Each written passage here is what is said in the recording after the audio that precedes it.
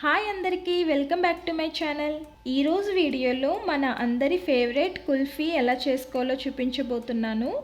ఇది చేయడానికి మనం ఎలాంటి కండెన్స్డ్ మిల్క్ యూస్ చేయకుండానే క్రీమీగా సాఫ్ట్గా నోట్లో పెట్టుకుంటే కరిగిపోయేలా చాలా టేస్టీగా ఉంటుంది. మరి కుల్ఫీ ఎలా చేసుకోవాలో చూసే ముందు మన ఛానల్ని ఫస్ట్ టైం చూస్తున్నట్లయితే సబ్స్క్రైబ్ చేసుకోండి. ఇంకా రెసిపీ స్టార్ట్ చేసేద్దామా? ఈ కుల్ఫీని తయారు చేయడానికి ముందుగా మనం బాదాంని నానబెట్టుకోవాలి. నేను ఇక్కడ 20 బాదం వరకు తీసుకున్నాను. ఇవి మెజర్మెంట్లో వచ్చేసి 1.5 టేబుల్ స్పూన్ ఉంటాయి. ఈ బాదంలోకి వాటర్ యాడ్ చేసుకొని 4-5 గంటలు కానీ లేదా టైం ఉంటే ఓవర్ నైట్ కానీ సోక్ చేసుకోవచ్చు. ఒకవేళ అంత టైం లేకపోతే వేడి నీళ్ళు వేసి 1 గంట సేపు అయినా నానబెట్టుకుంటే సరిపోతుంది. ఇవి బాగా నానిన తర్వాత ఇలా పైనుండే పొట్టుని తీసేసి పక్కన పెట్టుకుందాం. ఇప్పుడు 1.5 టేబుల్ స్పూన్ జీడిపప్పును కూడా నానబెట్టుకుంటున్నా. వీటిని మనం కుల్ఫీ చేసి 10 నిమిషాల ముందు సోక్ చేస్తే సరిపోతుంది. నేను తీసుకున్న నట్స్ వచ్చేసి 2 కలిపి 1/2 కప్పు ఉంటాయి. మీరు 1/2 కప్పు నట్స్ ప్లేస్లో మీకు నచ్చిన ఏ నట్స్ అయినా తీసుకోవచ్చు. ఇప్పుడు మిక్సీ జార్లో బాదాం ఇంకా నానబెట్టిన జీడిపప్పును వేసుకుందాం. ఇవి 2 మెత్తని పేస్ట్లా గ్రైండ్ చేసుకోవడానికి నేను ఇందులో 1/2 కప్పు పాలను వేసుకుంటున్నాను. ఇప్పుడు వీటిని మెత్తగా మిక్సీ పట్టి తీసుకుందాం. చూసారు కదా, ఈ విధంగా ఫైన్ పేస్ట్లా మిక్సీ పట్టి పక్కన పెట్టుకుందాం. ఇప్పుడు ఒక బౌల్లో 1 టేబుల్ స్పూన్ కస్టర్డ్ పౌడర్ తీసుకోవాలి. ఈ కస్టర్డ్ పౌడర్ ప్లేస్లో కార్న్ఫ్లోర్ అయినా వేసుకోవచ్చు. ఇప్పుడు ఇందులో 1/2 కప్పు పాలను వేసుకొని కలుపుకోవాలి. ఇలా ఉండలనేవి లేకుండా మిక్స్ చేసి పెట్టుకుందాం. నెక్స్ట్ మనం క్యారమెల్ ప్రిపేర్ చేసుకుందాం. దీనికోసం స్టవ్ ఆన్ చేసి కడాయి పెట్టుకొని ఈ కడాయిలోకి 1/2 కప్పు పంచదార వేసుకోవాలి. అలానే 1 టేబుల్ స్పూన్ వాటర్ని కూడా వేసుకొని ఈ పంచదారని మొత్తం కరిగించుకుందాం. ఈ క్యారమెల్ని ప్రిపేర్ చేసేటప్పుడు స్టవ్ని లో ఫ్లేమ్లో మాత్రమే ఉంచాలి, లేదంటే క్యారమెల్ త్వరగా మాడిపోయి కుల్ఫీ టేస్ట్ కూడా బాగోదు.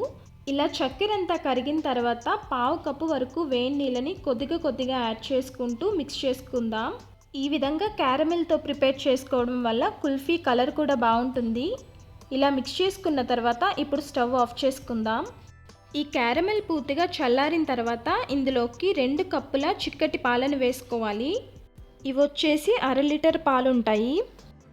పాలను వేసి కలిపిన తర్వాత మళ్ళీ స్టవ్ ఆన్ చేసుకుందాం.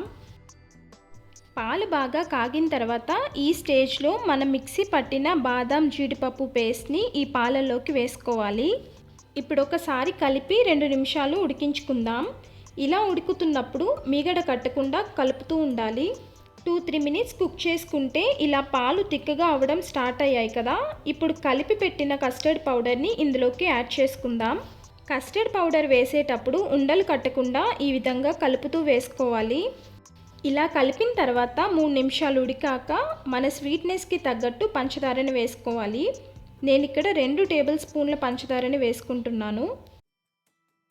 ఇప్పుడు ఒకసారి కలిపి చక్కెర అంతా కరిగిన తర్వాత థిక్నెస్ కన్సిస్టెన్సీ ఈ విధంగా వచ్చాక స్టవ్ ఆఫ్ చేసేసి పక్కన పెట్టుకుందాం. ఇది పూర్తిగా చల్లారిన తర్వాత మీగడంతా కలిసిపోయేలా మిక్సీ పట్టి తీసుకుందాం. మిక్సీ పట్టిన తర్వాత చూసారు కదా థిక్నెస్ ఎలా ఉందో. ఈ విధంగా ఉంటే కరెక్ట్గా సరిపోతుంది. ఇప్పుడు ఇంకా దీన్ని కుల్ఫీ మౌల్స్లోకి వేసుకోవడమే. నా దగ్గర కుల్ఫీ మౌల్స్ అయితే లేవు, నేను ఈ పాప్సికల్స్ మౌల్స్లోకి వేసుకుంటున్నాను. మౌల్స్ లేకపోయినా టీ గ్లాస్లోకైనా వేసుకోవచ్చు. నేను తీసుకున్న 2 కప్పుల పాలకి ఈ సైజ్ కుల్ఫీలు అయితే 8 వచ్చాయి. మీకు ఎన్ని కుల్ఫీలు కావాలో దానికి తగ్గట్టు ఇంగ్రీడియంట్స్ని అడ్జస్ట్ చేసి తీసుకోండి. మౌల్స్లోకి వేసుకున్న తర్వాత 8 నుండి 10 గంటలు ఫ్రీజర్లో పెట్టి తీసుకుందాం. ఫ్రీజర్లోంచి తీసిన ఈ కుల్ఫీ మౌల్స్ని వాటర్లో 2-3 సెకండ్స్ పెడితే కుల్ఫీ ఈజీగా డిమౌల్డ్ అయిపోతుంది. అంతేనండి, సింపుల్గా కుల్ఫీని మన ఇంట్లోనే ప్రిపేర్ చేసేసుకున్నాం కదా. ఈ సమ్మర్కి మీరు కూడా నేను చెప్పిన ప్రాసెస్లో ఈ కుల్ఫీని తయారు చేసి ఇంట్లో వాళ్ళకి పెట్టండి, ఫిదా అయిపోతారు. చేసిన తర్వాత మీ ఫీడ్బ్యాక్ని కామెంట్స్లో చెప్పండి. అలానే వీడియో నచ్చితే లైక్ చేసి మీ ఫ్యామిలీ ఫ్రెండ్స్ కూడా షేర్ చేయండి. ఇలాంటి మంచి రెసిపీస్ కోసం మన ఛానల్ని సబ్స్క్రైబ్ చేసుకోండి. Thank you for watching.